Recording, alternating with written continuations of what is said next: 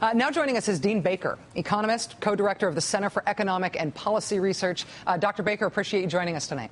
Thanks for having me on, Rachel. When I heard the president today say that Social Security is not causing the deficit, and it makes sense to run deficits in times of economic downturn or during wartime, when he said that health reform is all about the budget because it brings down costs and costs are the real problem.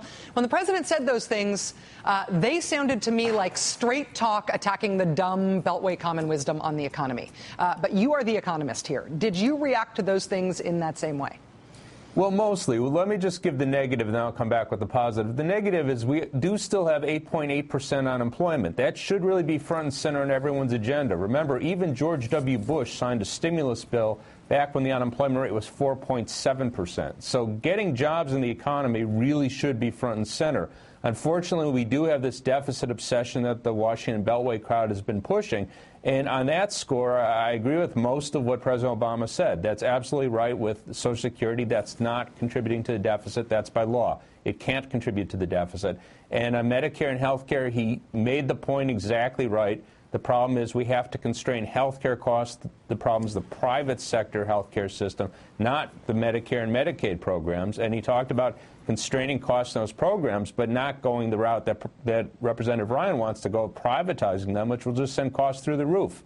So he made a lot of very good points there that I did appreciate. So you feel like, just to summarize, that the president made points that you appreciated him hearing. You think that he rebutted a lot of the worst stuff that you've been seeing coming from the right. But from your perspective, the thing he additionally needed to make a further case for is more stimulus, more government action to create jobs. Absolutely. I mean, to my mind, it really is unconscionable. Just sit back and have people go, oh, we're worried about the deficit 10, 15, 20 years out when we have 25 million people unemployed, underemployed, or out of the labor force altogether. They weren't the ones who made mistakes. We have to remember, the people who are suffering right now, it was Alan Greenspan, Ben Bernanke, it was the people setting policy here in Washington who made the mistakes, not the people who are out of work suffering.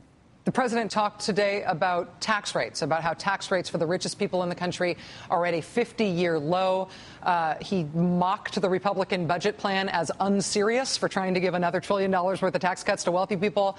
But the overall deficit reduction approach he's taking is still less about taxes and more about reducing spending over time.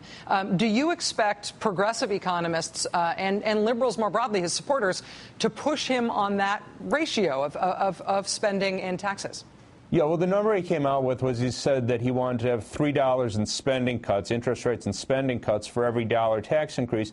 And you are sort of hard-pressed to say, well, what's been the big explosion in spending here? I mean, this is what the Republicans jump on. And the reality was there was an increase in spending associated with the recession. We spend more on unemployment insurance, other programs like that because of the recession. There hasn't been this, crazed rush of spending.